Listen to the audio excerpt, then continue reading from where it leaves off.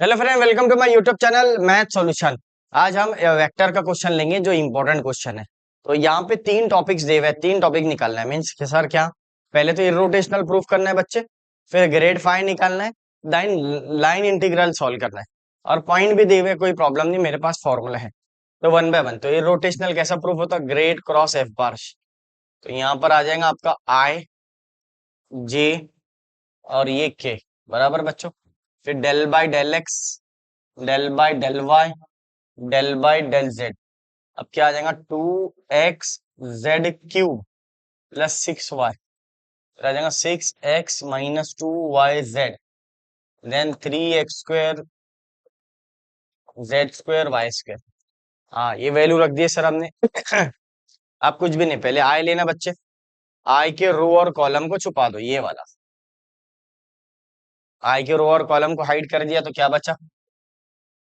Del by del y 3x² z² minus y² minus del by del z, तो 6x2yz। क्या बात है sir. फिर माइनस जे आ जाता बच्चों। फिर ये आ जाएगा del by del X 3x² z² y² minus del by del Z 2x z² माई प्लस 6y। अब चेक करो K bar del by del X 3x² z² minus y²। क्या किए सर अपने? के रो और कॉलम को छुपा दो। पहले ये देखो, इसके रो और कॉलम को छुपाए तो क्या बचा? Del by del X 3x² और इधर से 2x z³। हाँ, तो यहाँ से ये z³ आना चाहिए, 2x z³। और वही गलती प्रॉब्लम हो जाता था। यहाँ पे चेक करना, ये z³ है बच्चों, ठीक है ना। तो अब यहाँ पे लास्ट वाला, ये वाला, इसके रो और कॉलम को छुपा दो। तो ये 3 आ जाएगा। एक के रो और कॉलम को छुपा दिए तो क्या हो जाता? ऐसा हो जाता। तो 3x² z² minus y² minus के रो और कॉलम को छुपा दिए तो क्या होगा? ये ऐसा जाएंगे, 6x माइनस 2yz बराबर, और ये minus del by del y 2x z³ plus 6y। अब वही पुरानी कहानी, लो डेरिवेटिव फास्ट फास्ट। तो चेक करना बच्चे, यहाँ पे क्या आएगा विथ रिस्पेक्ट टू y से? तो ये तो जीरो होता है, y² का minus 2y। With respect to z से तो ये तो जीरो होगा सर, तो 0 - 2y हो जाएगा। सर समझा नहीं? क्योंकि यहाँ पे z का derivative 1 with respect to z में, ये दिमाग में आना आपके। थोड़ा सा शॉर्ट लेके करते इसको। ये हो गया एक। दूसरा, विथ रिस्पेक्ट टू x² का डेरिवेटिव ट्वाइस x होता, और 2 3 6 होगा, 6x z²। और ये तो जीरो हो जाएगा सर, ये ऐसा। Minus partially with respect to z। अब यहाँ पे देखना बेटा, इसका डेरिवेटिव z³ का डेरिवेटिव होता 3z², और 3 2 सा क्या हो जाएगा? 6 हो जाएगा। तो ये भी आ जाएगा 6xz², और ये जीरो हो जाता। ठीक है बच्चों। फिर ये लास्ट वाला K bar partially with respect to z ले रहे, तो x और y कांस्टेंट अगर वेरिएबल के साथ में आएगा तो बाहर आएगा, अगर सेपरेट आएगा तो जीरो हो जाएगा। जैसा उसके साथ में वेरिएबल नहीं होना, जैसा अब मान लो यहाँ पे विथ रिस्पेक्ट टू z लिए, x किसके साथ में आया? वेरिएबल के साथ में आया, तो ये बाहर आ जाएगा z³ का 3z²। फिर वो मल्टीप्लाई आ जाएगा 3 2 6। अब ये यहाँ पे तो z अवेलेबल है ही नहीं, और नहीं अवेलेबल है तो जीरो आता। क्या आता है? जीरो। अब ये process with respect to x से ले ले, तो यहाँ पे क्या हो जाएगा? x × 1 आ जाएगा बच्चों, माइनस ये तो जीरो। यहाँ पे देखो, यहाँ पे x अवेलेबल है क्या? नहीं, यहाँ पे x का 1 आ जाएगा और 6 बाहर आ जाएगा। ठीक है, तो ये भी हो गया आपका। फिर minus with respect to y से ले लो, यहाँ पे y अवेलेबल है क्या? नहीं, तो ये जीरो आ जाएगा। बट यहाँ पे y का डेरिवेटिव 1 आ जाएगा, तो 6 × 1 = 6। अगर आप नोटिस करेंगे तो सबका आंसर जीरो आ गया। चेक करो। तो क्या करेंगे सर हम लोग? कुछ भी नहीं। देखो अभी डायरेक्ट आंसर देखो इसका। तो ये तो सर आ गया 0, ये भी 0 और ये भी 0। चेक कर लो सब, ये प्लस के ये माइनस के। So answer is 0। तो अपन क्या बोल सकते हैं इसको, ग्रेड फाइव,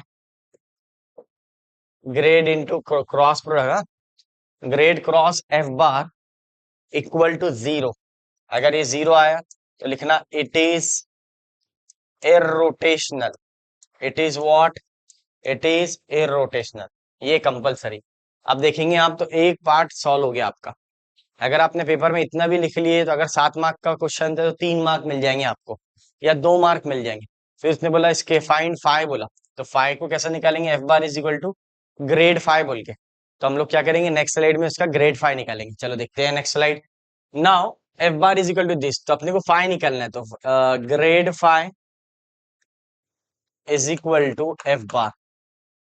अब ग्रेड फाइव क्या हो जाता, 2x z³ plus 6y i plus 6x minus 2yz of j plus 3x² z² minus y² of k। अब आएगा ग्रेड फाइव। तो सर आपने उल्टा लिख लिया, चलेगा, इसको इधर लिख लो ना, कोई प्रॉब्लम नहीं। I del five by del X, J del five by del Y, K del five by del Z. कोई प्रॉब्लम नहीं, मीन सर समझा नहीं। F bar is equal to grad five, दोनों भी इक्वल ही है ना। हाँ सर आ गया। अब वन बाय वन आपको वैल्यू निकालो। पहले आई का कोइफिशिएंट, देन वाई का कोइफिशिएंट, देन जेड का। तो पहले अब लिख लो उसको बराबर, del five by del x. ये स्टेप बहुत इंपॉर्टेंट है। 2x z³ प्लस 6y बराबर। फिर यहाँ पे आ जाएगा del five by del y, तो 6x माइनस 2yz। फिर आ जाएगा del five by del z, तो 3x² z² माइनस y²। अब चेक करना बच्चों, grad phi is equal to twice x z³ plus 6y is equal to del x. Grad phi is equal to 6x 2yz और ये del y. Grad phi is equal to 3x² z² y² और ये del Z बराबर। अब यहाँ पे कुछ भी नहीं करेंगे, क्या करें सर, आपने इसको इधर भेजिए, इसको इधर, इसको इधर, वन बाय वन। अब दोनों साइड इंटीग्रेशन ले लो। वन डेल फाइव, यहाँ पे 1 2x z³ plus 6y with respect to x. तो यहाँ पे देखना, चेक करना बेटा, दोनों साइड इंटीग्रेशन लिया मैंने। अब यहाँ पे तो ये 2z³ को बाहर लेंगे, x का इंटीग्रेशन आपके लिए एकदम स्लो पढ़ा रहा हूँ। यहाँ पे तो x अवेलेबल नहीं है, तो ये बाहर आ जाएगा, वन कंसीडर होगा बच्चों। अब चेक करो, 2z³, यहाँ पे वन x⁻1, तो x²/2, और यहाँ पे वन का इंटीग्रेशन x आ जाएगा बच्चों, और ये हो गया मेरा c। और इधर देखना, विथ रिस्पेक्ट टू फाइव से ले रहे, तो यहाँ फाइव आ जाएगा, ठीक है ना, ये फाइव आ जाएगा पहला। बहुत आसान है सर, हाँ आसान है। क्या किए सर आपने, इसको विथ रिस्पेक्ट टू एक्स से लेंगे, तो y और z कांस्टेंट है, तो इंटीग्रेशन में कांस्टेंट वाला टर्म बाहर आएगा, वेरिएबल का इंटीग्रेशन आएगा। उसी तरह आप देखना, यहाँ पे विथ रिस्पेक्ट टू y से ले रहे अपन, किसके रिस्पेक्ट से ले रहे, y से। अब यहाँ पे तो y अवेलेबल नहीं है, तो ये बाहर आ जाएगा, वन का इंटीग्रेशन आ जाएगा। फिर यहाँ पे भी 2z बाहर आएगा, y का इंटीग्रेशन आएगा ऐसे। तो यहाँ पे 6x से बाहर ले लेना, वन कंसिडर करना, वन का इंटीग्रेशन आता है आपको with respect to whatever. One का integration with respect to x में x आएगा, y में y आएगा, और z में z आएगा। और यहाँ पे x⁻n का फॉर्मूला n+1 अपॉन n+1, ये दो ही फॉर्मूले लगते हैं, अगर आपको नहीं समझता तो ये चेक कर लेना बच्चों, x⁻n+1 upon n+1 plus c। तो ये ध्यान में रखना है आपको। अब यहाँ पे भी देखो, सेम प्रोसीजर y से, ये हो गया 5 6x और ये y आ जाएगा बच्चे, 2z और ये y का इंटीग्रेशन y²/2 होता, 1+1 आता, ठीक है बच्चों, 2 2 कैंसल। सो ये हो गया अपना y वाला। अब ये z वाला ले लो आखिरी, दोनों साइड वन से ये 5 आ जाएगा बच्चों। सर इसको चेंज कर लो बोला, और ये आ जाएगा विथ रिस्पेक्ट टू z, तो 3x² बाहर, z² का इंटीग्रेशन, दोनों साइड इंटीग्रेशन लिए बच्चों, और ये भी y² बाहर आ जाएगा, वन कंसिडर होगा। सर क्यों, अरे भैया यहाँ पे y² है, y² कांस्टेंट है, विथ रिस्पेक्ट टू जेड ले रहे तो सिर्फ जेड वेरिएबल, बाकी सब कांस्टेंट। तो कांस्टेंट, अब यहाँ पे देख लो, वन का इंटीग्रेशन फाइव आ जाएगा बच्चों।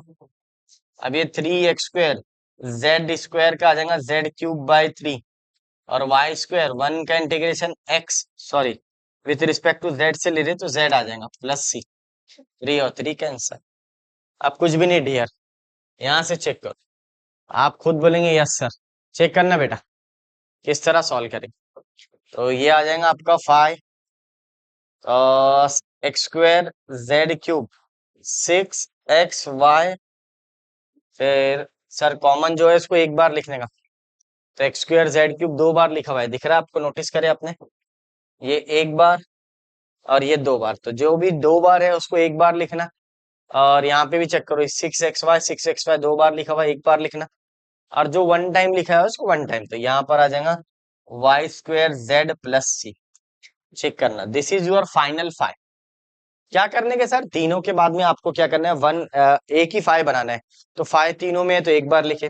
जो चीज रिपीट हो रही है उसको एक बार लिखना, जो एक बार है उसको एक ही बार लिखना है, ठीक है ना। ए यूनियन बी के जैसा, जैसा अपन सेट में पढ़ते थे ना, जो आ रहा वो सब लिखो, लेकिन जो रिपीट हो रही है उसको वन टाइम ही लिखो, डबल डबल नहीं लिखना, ठीक है ना। तो ये हो गया आपका five, this is your final five. अब आपको क्या निकालना है यहाँ पे चेक करना, तो देखना बच्चों, यहाँ से क्या निकालेंगे अपन। तो सर इसके बाद में देखो, ये हो गया आपका, दो चीजें हो गया, find weather vector is irrotational, तो इरोटेशनल प्रूफ हो गया। फिर उसने बोला फाइंड फाइव, तो फाइव प्रूफ हो गया। अब evaluate f⁻dr⁻ along any curve joining the line, ये पॉइंट से निकालना है अभी आपको, ठीक है ना। तो हम लोग अब इसको सॉल्व करेंगे नेक्स्ट स्लाइड में, 3 स्टेज में सॉल्व हो रहा प्रॉब्लम, 7 मार्क के लिए पूछा हुआ है, ठीक है। चलो देखते हैं नेक्स्ट स्लाइड। चलिए अब देखो, यहाँ पे फाइव का वैल्यू है, अब कर्ल f⁻.dr निकालना है, तो इसका एक फॉर्मूला है, a से लेके b तक ग्रेड फाइव dr, इसको भी सॉल्व कर लेंगे अपन, a से लेके b तक, और यहाँ आ जाएगा आपका d5। इसको अगर आप सॉल्व करते हैं तो ये d5 आ जाता है, क्या आ जाता है d5, क्योंकि i dx i dy i dz cancel हो जाता है इसमें से, तो d5 बच जाता आपका। तो d5 कैसा बचेगा आपको समझना चाहिए, यानी मीन्स x वाला d5, y वाला d5, z वाला d5, तो ये 5 ऐसे आ जाता, ठीक है। नहीं समझा तो इसको ध्यान में रखना है ये स्टेप्स को। उसके बाद इसका फॉर्मूला ये, हाँ ये लिमिट्स वाला फॉर्मूला है, ठीक है ना, क्योंकि ये कर्व हट गया, कर्व का मतलब जो भी कर्व का लिमिट है, तो लिमिट लग गया ए से लेके बी तक, क्वेश्चन में गिवन है इसलिए। अब विथ रिस्पेक्ट टू वन से लो इंटीग्रेशन, बस ये स्टेप ध्यान में रखे आपने, तो डायरेक्ट ही आता है।